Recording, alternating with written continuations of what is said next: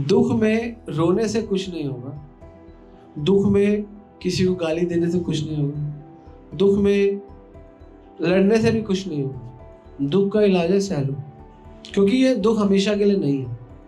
कि अगर आपको दुख है और दुख में आप ज्ञान में आ गए और ज्ञान में आते आते आपने सह लिया, तो आपका जो दुख है वो इमीडिएटली आधा हो जाता है। इमीडिएटली इस संसार के लोग सुख और दुख के चक्कर में आनंद को खो रहे, भगवान को खो रहे। बार बार कष्ट मिले, उन कष्टों में भगवान साथ है तो बुरे नहीं है, और आपको बार बार भोग मिले और भगवान साथ नहीं है तो बुरा है। किसी को फाइनेंशियली प्रॉब्लम है, किसी को फिजिकल प्रॉब्लम है, किसी को सोशल प्रॉब्लम है, किसी को मेंटल प्रॉब्लम है, भगवान को याद करता है, हे प्रभु आप मेरी मदद करो, हे भगवान, हे कृष्ण आप मेरी मदद करो। दुख आपको स्वाभाविक भगवान का ध्यान दिलवाता है, स्वाभाविक।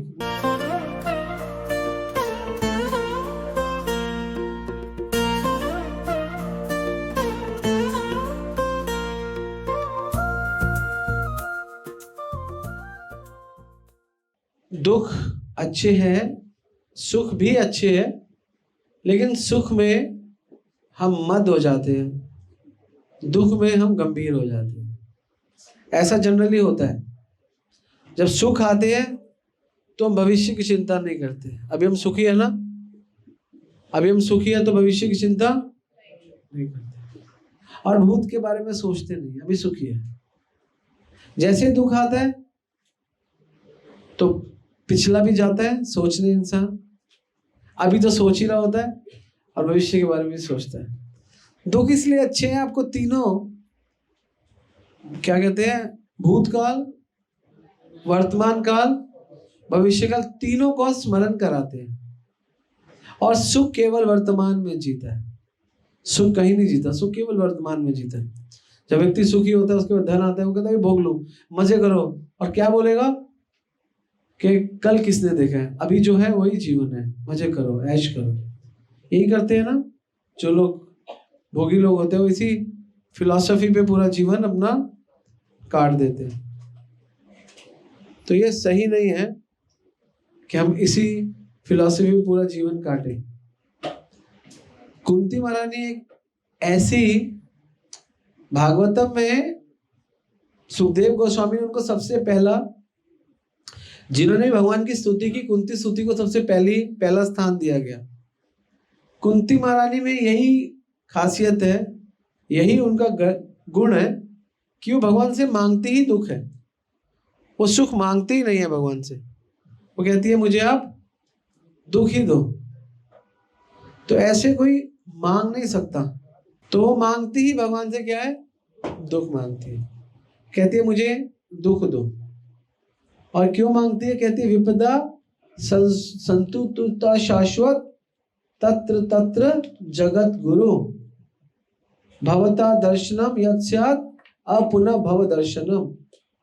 वो बोलती है कि आप मुझे सदैव दुख दो, क्योंकि आप जब जब हमें दुख देते हो तो आप हमारे साथ रहते हो, आपका स्मरण आपके हमारे साथ रहता है। मैं चाहती हूँ कि मेरी सारी विपत्तियां बारंबार आए, जिससे हम आपका दर्शन पुनः पुनः कर सकें। जब भी आप दुख देते हो आप हमारे साथ रहते हो, और आप कहते हैं कि आपका, क्योंकि आपके दर्शन का अर्थ है कि हमें बारंबार होने वाले जन्म मृत्यु को नहीं देखना पड़ेगा। आप पुनः भव दर्शनम, भवता दर्शनम यत् स्यात् अपुनः भव दर्शनम। आपका जो दर्शन करता है उसको 84 का दर्शन नहीं करना, जन्म मृत्यु का। तो इसीलिए दुख आने पर भगवान आते हैं, और भगवान आने पर भगवान रुकते हैं, और भगवान रुकने पर भगवान के हो जाते हो, फाइनली भगवान को प्राप्त कर लेते हैं। और जिनके पास दुख नहीं है वो कभी भगवान का स्मरण नहीं करते, वो अपने मस्ती में मस्त है ना। किसी को फाइनेंशियली प्रॉब्लम है, किसी को फिजिकल प्रॉब्लम है, किसी को सोशल प्रॉब्लम है, किसी को मेंटल प्रॉब्लम है, भगवान को याद करता है, हे प्रभु आप मेरी मदद करो, हे भगवान, हे कृष्ण आप मेरी मदद करो। दुख आपको स्वाभाविक भगवान का ध्यान दिलवाता है, स्वाभाविक, नेचुरली आपका भगवान की तरफ ध्यान जाता है दुख में। सुख में आपका नेचुरली भगवान की तरफ ध्यान नहीं जाता। आपका ध्यान सुख में कहाँ पे होता है? भोगों में। आप अनुभव कर सकते हो, जो जो दुखी होते हैं, जिन जिन के पास दुख होता है, वो भगवान के बहुत क्लोज होते हैं। भगवान के नहीं तो किसी ना किसी का आश्रय तो लेते हैं, क्योंकि उन्हें लगता है वो तो अपने दुख से बाहर नहीं निकल पा रहे, है ना। हम सोचते हैं हमें कोई, हमारा कोई बिजनेस नहीं है, कोई नौकरी नहीं है ना। कभी सोचते हैं हमारे पास कोई एसेट नहीं है, कभी सोचते हैं हमारे पास कोई वस्तु नहीं है, कोई संतान नहीं है, कोई स्थल नहीं है, कोई धन नहीं है, कुछ ना कुछ नहीं है, तो भगवान का स्मरण आता है।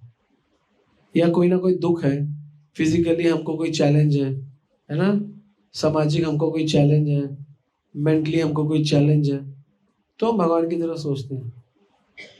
तो दुख एक्चुअली कुछ होता नहीं है, सुख एक्चुअली कुछ होता नहीं है, दोनों चीजें कुछ नहीं होती। दुख और सुख आपके द्वारा किए गए आपके पूर्व कर्मों का फल होता है।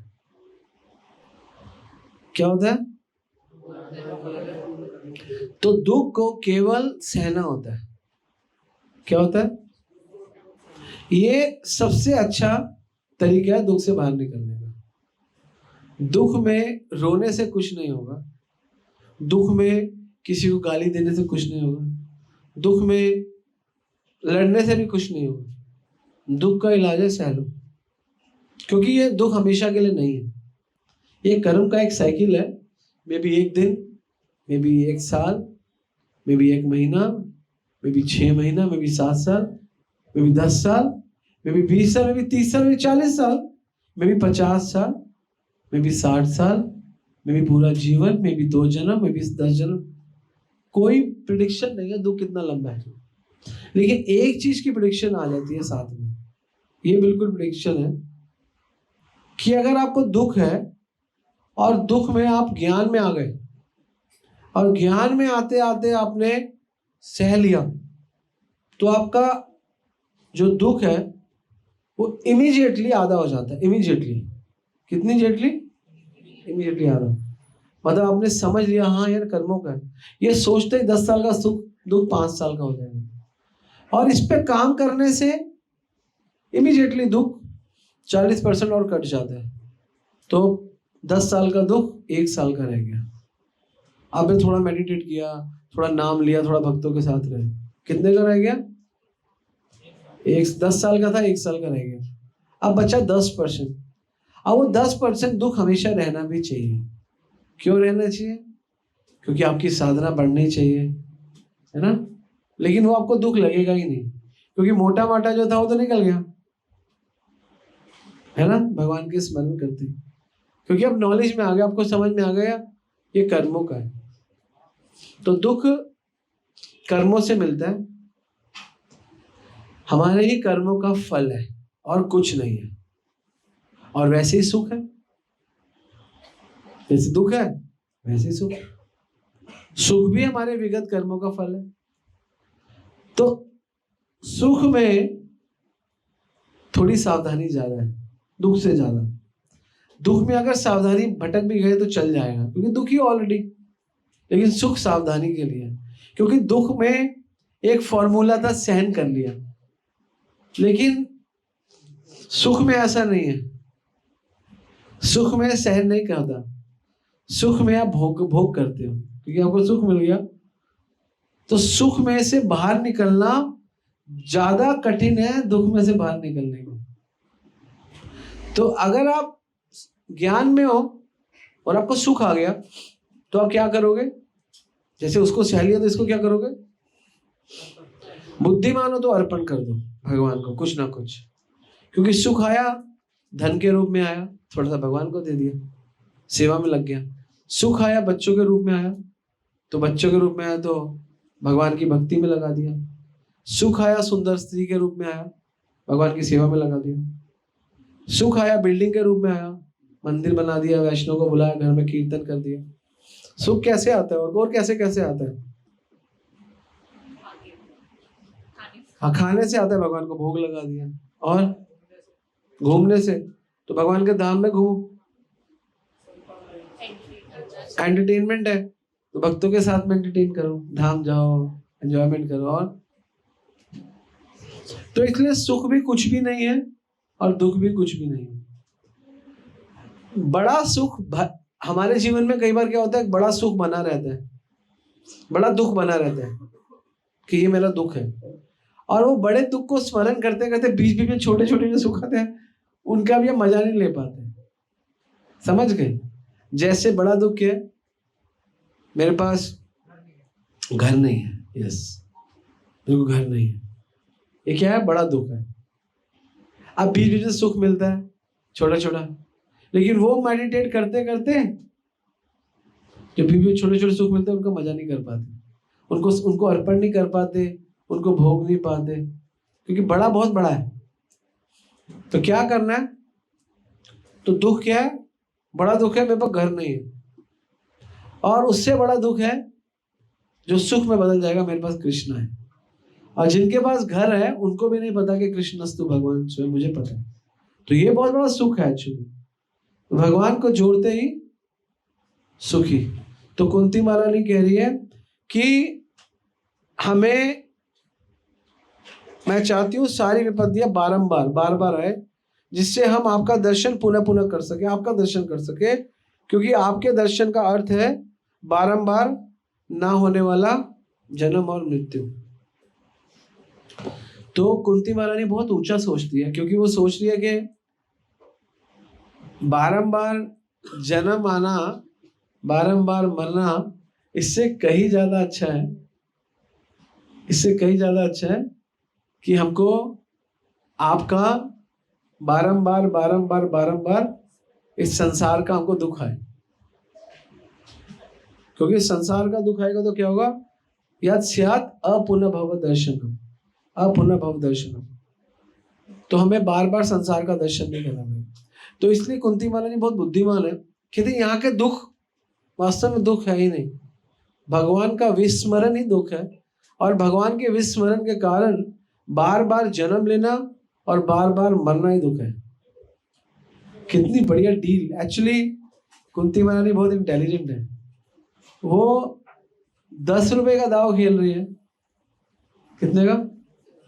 और उस दाव में जीत कितने की? 1 करोड़ की।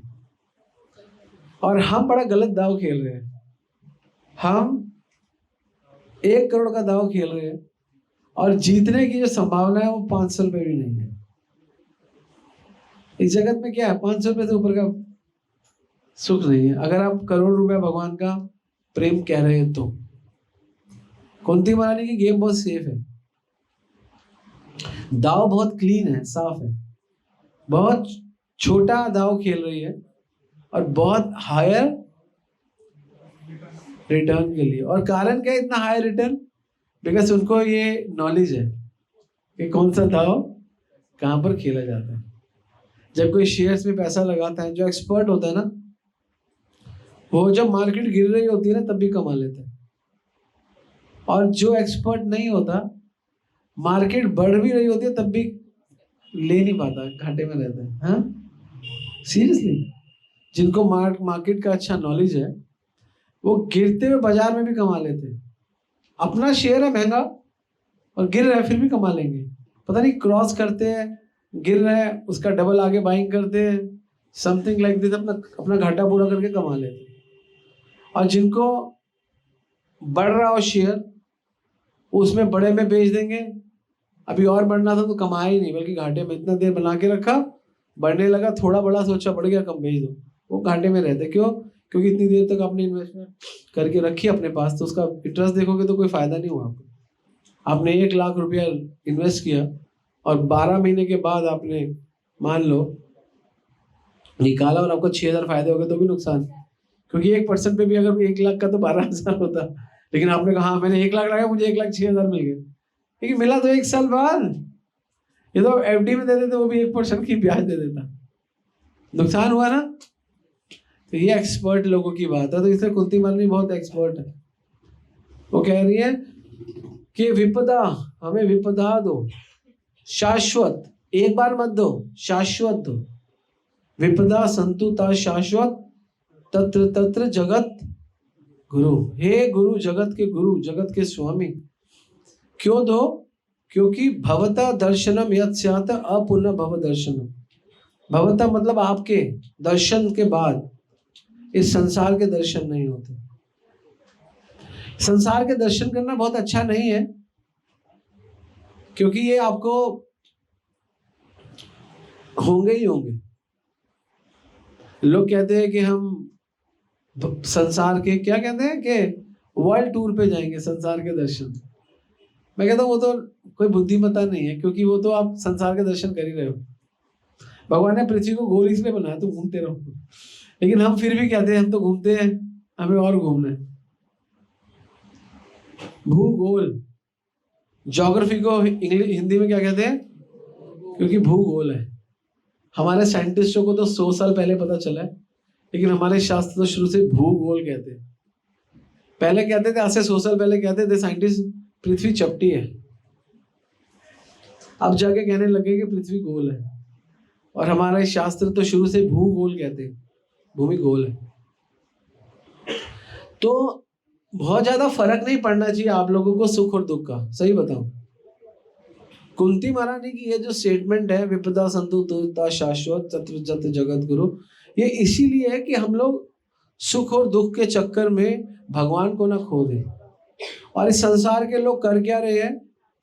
इस संसार के लोग सुख और दुख के चक्कर में आनंद को खो रहे हैं, भगवान को खो रहे हैं।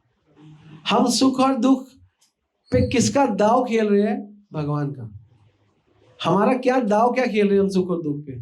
भगवान का। तो मैं ये नहीं कहता दुखी रहो, और ये हमेशा चाहूंगा कि आप सुखी रहो, लेकिन आप ये समझो सुख और दुख ना बहुत हद तक डिपेंड करते हैं आपके कर्मों पे। आपको फैमिली क्या मिला,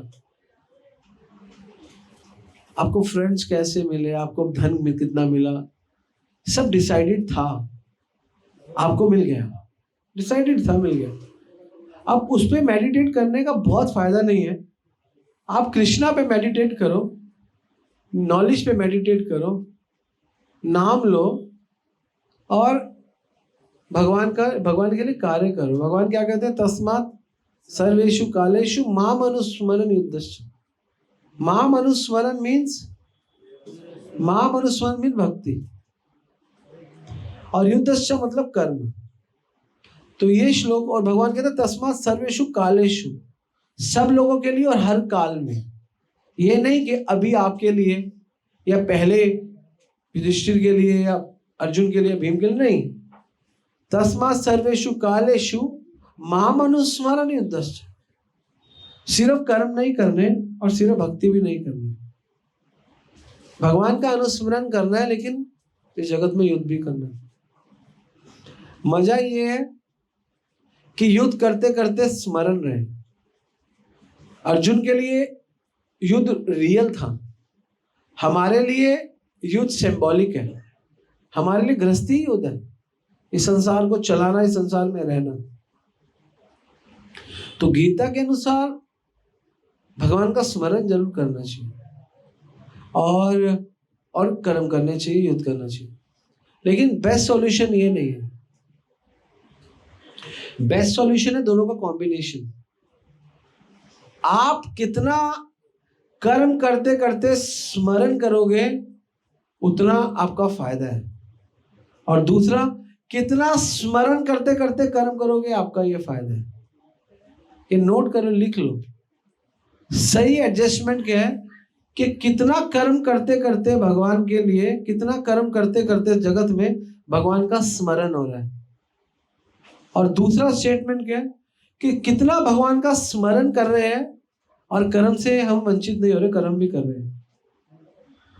कई लोग क्या करते हैं? स्मरण करते हैं, हाँ मेरो तो गिरधर गोपाल दूसरो न कोई, है ना।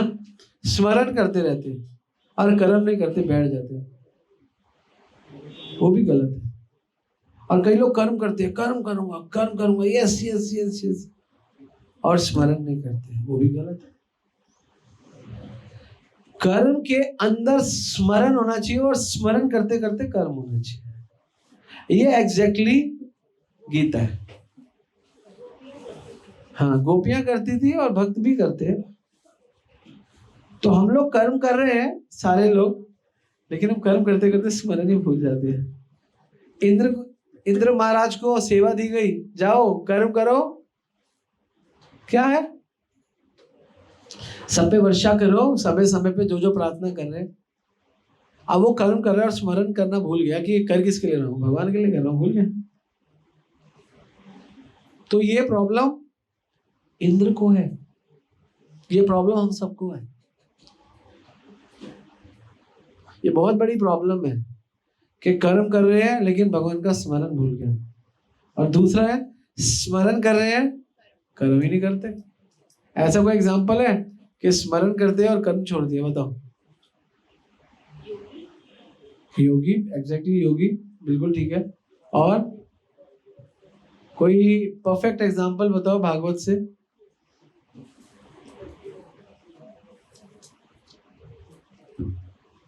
प्रजेता है ना, बेस्ट एग्जांपल, उनके पुत्र।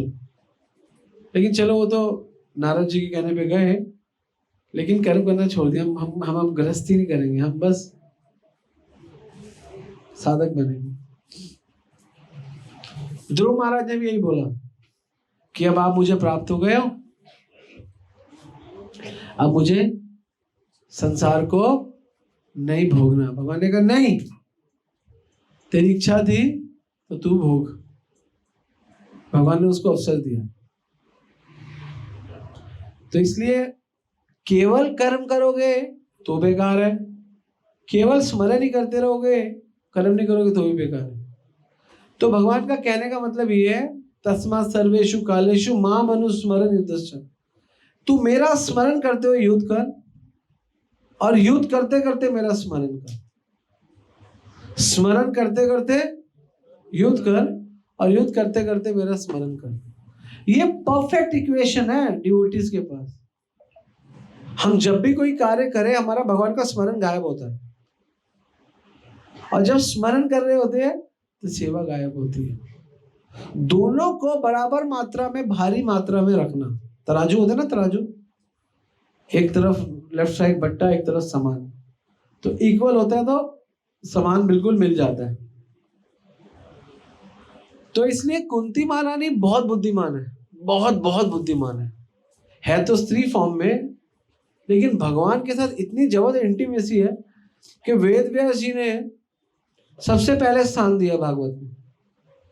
सबसे पहली स्तुति कुंती स्तुति, और वो कुंती महारानी ने फॉर्मूला बता दिया कि अगर आप विपदा संतुता शाश्वत, अगर आपको बार बार कष्ट मिले और उन कष्टों में भगवान आपके साथ है तो कष्ट बुरे नहीं है। बार बार कष्ट मिले, उन कष्टों में भगवान साथ है तो बुरे नहीं है। और आपको बार बार भोग मिले और भगवान साथ नहीं है तो बुरा है। ठीक है ना। भवतो दर्शन यत् स्यात् अपुनः भव दर्शनम। कुंती महारानी कहती है कि आपके द्वारा मिला गया, आपके होते हुए मिला गया दुख श्रेष्ठ है, क्योंकि आपको छोड़ के अगर हम सुख के पीछे भाग गए तो हमें बहुत घाटा है। क्या घाटा है? हम उस सुख में मस्त हो जाएंगे और 84 लाख के चक्कर में फंस जाएंगे। लेकिन आप हमारे साथ हो और हमें कष्ट, हमें प्रॉब्लम नहीं है, क्योंकि हमें पता है कि आपके दर्शन करने से इतना एश्योरेंस है, अपुनः भव दर्शनम, दोबारा इस संसार के दर्शन, भव सागर के दर्शन नहीं होंगे। ट्रू, सत्य स्टेटमेंट है, बढ़िया स्टेटमेंट है। इमीडिएटली हम फ्री हो जाएंगे, हमारे सारे के सारे अनर्थ कट जाएंगे। इसमें पर्पट में से कुछ पढ़ते हैं, इसका पर्पट बहुत सुंदर है, प्रभुपाद जी ने लिखा है। यहाँ पे बताते हैं, जिसने अविद्या के सागर को पार करने के लिए सर्वोत्तम नाव के समान भगवान के चरण कमलों की शरण ली है, वह उतनी सरलता से मुक्ति प्राप्त करता है जितनी सरलता से बछड़े की खुर के निशान को लांगा जा सकता है। ऐसे लोग भगवत धाम में रहने के अधिकारी हैं, और ऐसे स्थान में कोई प्रयोजन नहीं रह जाता जहां पग पग पर संकट हो। इस जगत में आप सुख के पीछे भागते हो, लेकिन यहाँ पे अगर सुख मिला तो सुख के पीछे भी संकट है। क्या संकट है बताओ?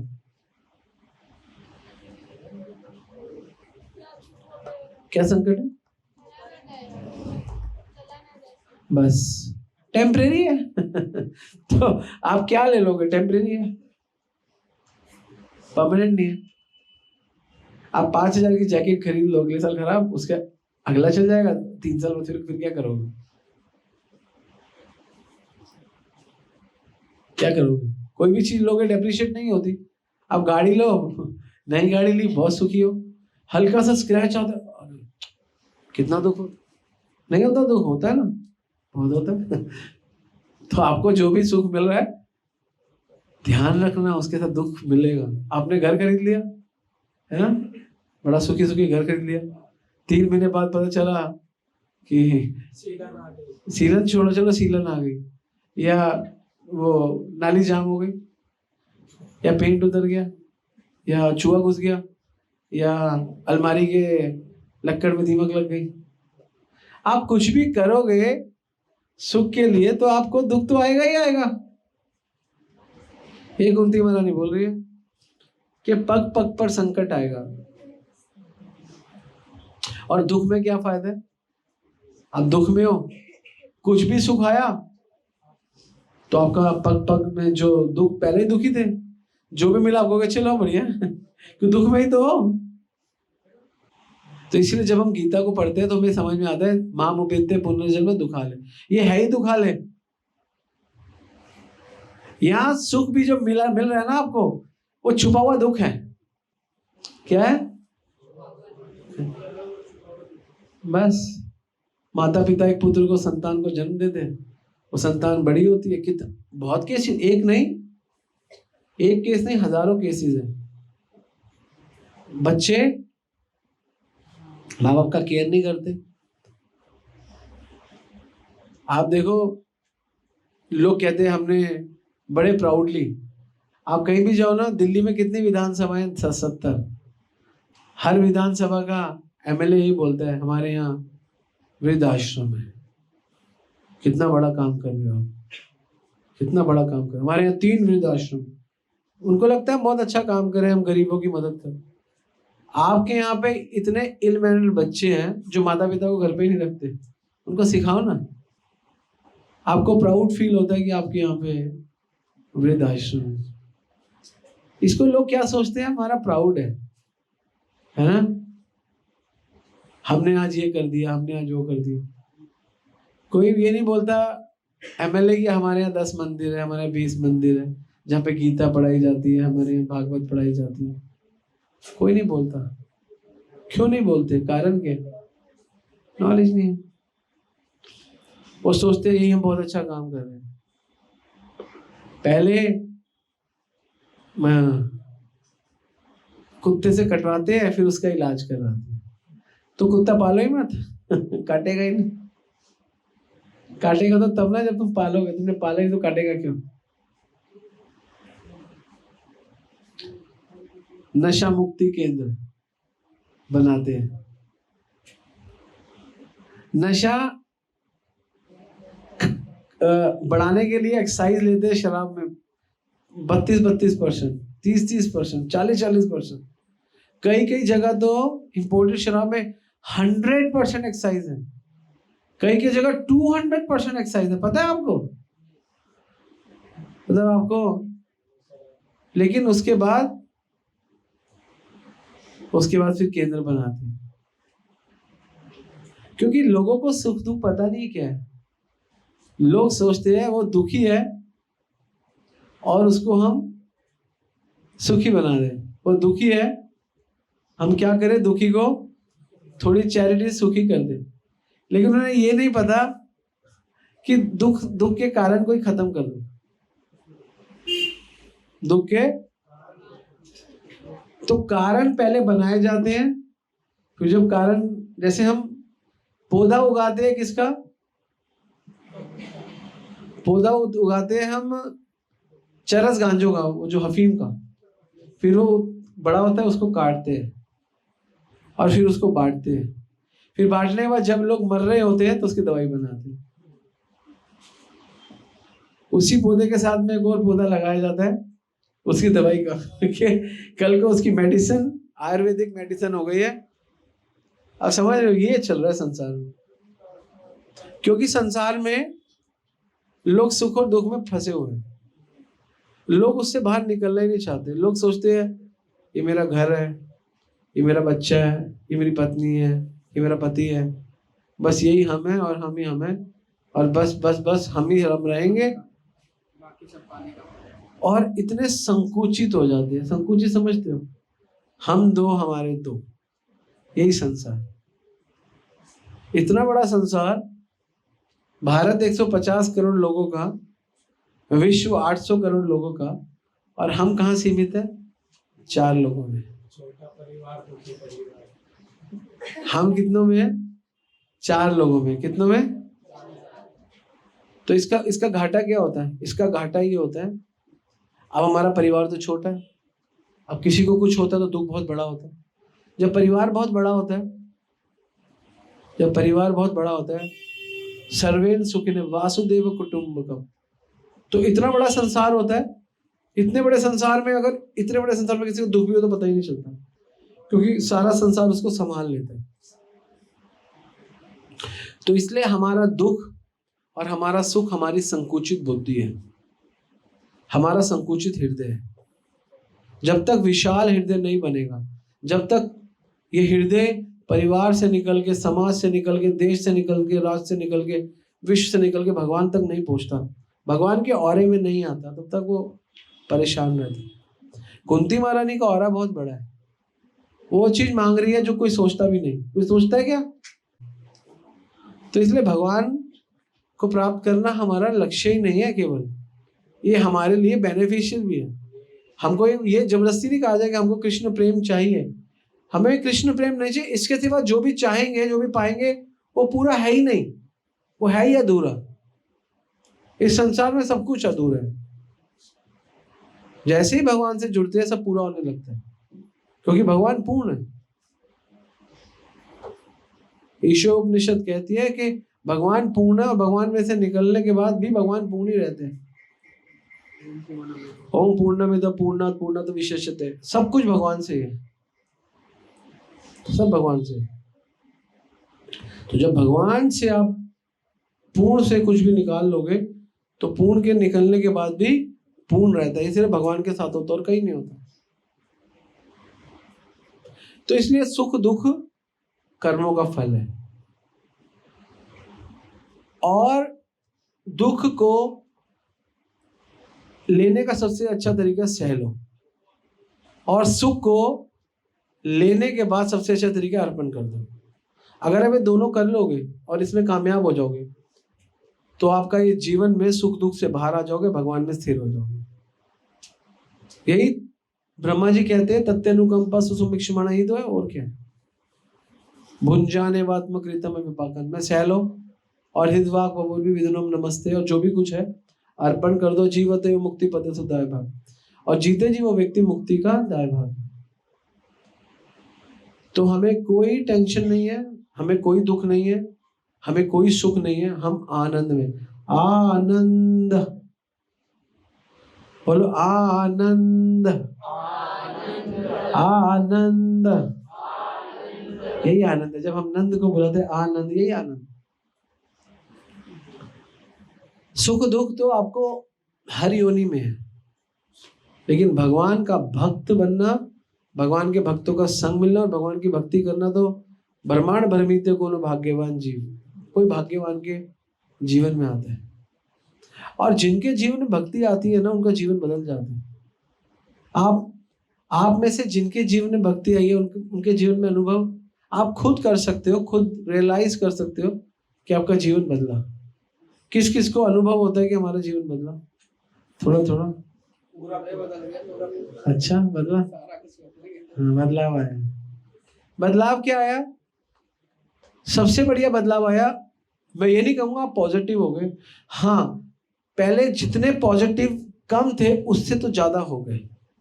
नेगेटिव परिस्थिति में भी भगवान का स्मरण करने से पॉजिटिविटी तो आई है। ये पॉजिटिविटी कृष्ण है। ये जो सकारात्मक सोच है यही कृष्ण है। और ये सकारात्मक सोच के साथ साथ जो कॉन्फिडेंस, जो अनुभूति, कन्विक्शन, कॉन्फिडेंस को क्या कहते हैं हिंदी में? आत्मविश्वास। ये कृष्ण है। और ये अनुभव ये कृष्ण है। ये शुद्धिकरण ये कृष्ण है। ये समर्पण कृष्ण है। ये कार्य क्षमता में बढ़ना कृष्ण है। कार्य करने के लिए भगवान का जो लगन है थोड़ा बहुत, ये कृष्ण है। माला करना, माला करते हुए भगवान के लिए करना, रोज नियम से करना, ये कृष्ण है। अब ये कृष्ण आ गए हैं, एक्टिवली स्फुरित हो जाते हैं, वो फिर आपकी पूर्ण शुद्ध अवस्था हो जाती है। वो धीरे धीरे होता है, समय के साथ होता है। अनुभव तो है, मन में शांति तो है, मन में स्थिरता तो है। कम से कम ये ज्ञान से हम इस स्तर पर तो आए कि हम सही स्थान पर है। और ये भी पता है कि आगे नहीं बढ़ पा रहे, कारण भी हम ही हैं, ये भी पता है। ये ठीक है, ये भी कन्विक्शन है कि अगर हम जो बढ़ नहीं पा रहे और जो हम पूरा आनंद नहीं ले पा रहे, जैसे प्रभुपाद ने लिया, गुरु महाराज ने लिया और वरिष्ठ वैष्णव नहीं ले पा रहे, हम वो नहीं ले पा रहे, पता है हमारे अंदर कारण भी क्या है, ये भी पता है ना?